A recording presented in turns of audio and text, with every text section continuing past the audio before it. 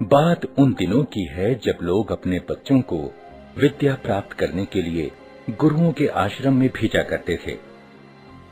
बालक वरदराज जब 5 वर्ष का हुआ तो उसके पिता ने भी उसे शिक्षा ग्रहण करने के लिए एक आश्रम में भेजा। आश्रम में गुरुजी ने अन्य बालकों के समान ही वरदराज को भी पढ़ाना प्रारंभ किया।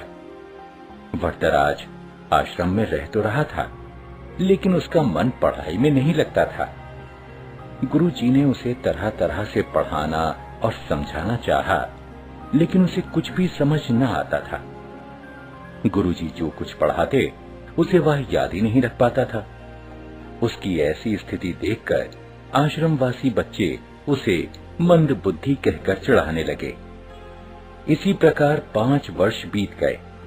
धीरे धीरे उसके सहपाठी उससे आगे बढ़ते गए, पर वरदराज वहीं का वहीं, वह कुछ भी विशेष न सीख सका था। उसके साथ जो पढ़ने आए थे वे तो आगे बढ़ ही गए, जो बाद में आए वे भी उसे पीछे छोड़ आगे निकल गए।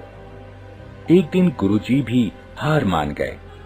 निराश होकर उन्होंने वरदराज से कहा, बेटा वरदराज, मैं समझता हूं कि पढ़ना लिखना तुम्हारे वश की बात नहीं है। जितना प्रयत्न मुझे करना था उतना मैंने किया, पर मुझे लगता है कि विद्या धन तुम्हारे भाग्य में नहीं है। इससे अच्छा तो यही है कि तुम अपने घर जाओ और वहां का काम काज देखो। वरदराज असमंजस में पड़ गया। गुरुजी के मना करने के कारण उसे अपना भविष्य अंधकारमय लगने लगा। उसे यह चिंता भी सताने लगी कि घर लौटने पर उसके पिता क्या सोचेंगे। गांव के लोग भी उसे मूर्ख महामूर्ख कहकर दुत्कारेंगे। वरदराज करता भी तो क्या, उसने अपना सामान समेटा, गुरुजी के चरण छुए और वह भारी मन से विदा हुआ। वह उदास होकर अनमने भाव से चला जा रहा था। घर वापस जाने का उसका जरा भी मन नहीं था, पर कोई और ठिकाना भी तो नहीं था। कहां जाए क्या, उसकी समझ में कुछ भी नहीं आ रहा था। वह सवेरे चला था और अब दोपहर हो आई थी। रास्ते में खाने के लिए गुरुजी ने उसे थोड़ा सत्तू दिया था। उसे भूख प्यास भी लगाई थी। चलते चलते उसे एक कुआं दिखाई दिया। वह पानी पीने के लिए कुएं पर पहुंचा। वहां उसने देखा कि पानी खींचने की रस्सी की रगड़ से कुएं की जगह पर निशान पड़ गए हैं और मिट्टी के घड़ों को रखने से जमीन पर गड्ढे पड़ गए हैं।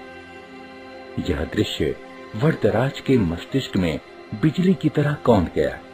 उसने विचार किया कि जब रस्सी की बार बार रगड़ खाने से कठोर पत्थर पर निशान पड़ सकते हैं, तो क्या लगातार परिश्रम करने से मैं विद्वान नहीं बन सकता?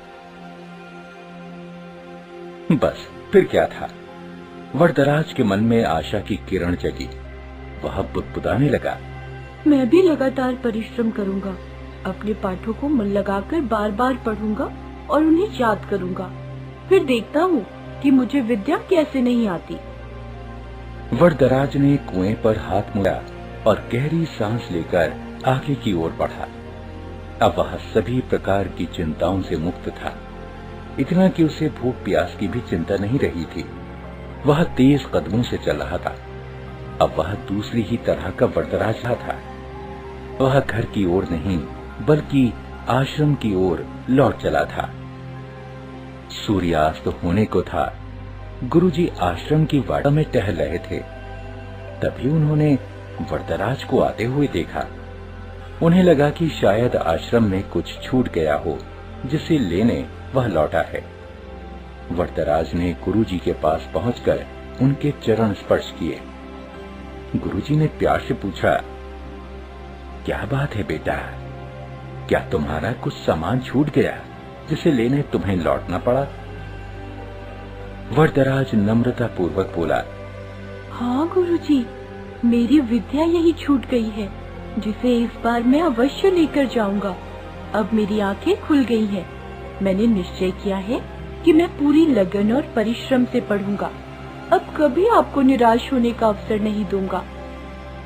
गुरुजी का दिल पसीज गया। उन्होंने वरदराज को गौर से देखा। उसकी आंखों में चमक थी। गुरुजी ने इतना भर ही कहा,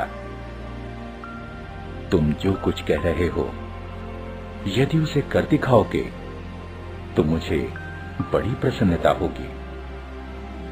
वरदराज ने पढ़ाई प्रारंभ की। अब तो उसकी भूख और नींद पता नहीं कहां गुम हो गई थी। वह देर रात तक पढ़ता और प्रातः सबसे पहले उठ जाता।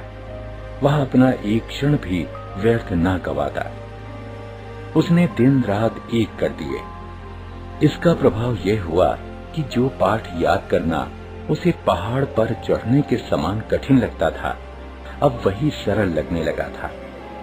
गुरुजी और अन्य बालक वरदराज में आए इस परिवर्तन को देख आश्चर्यचकित रह गए।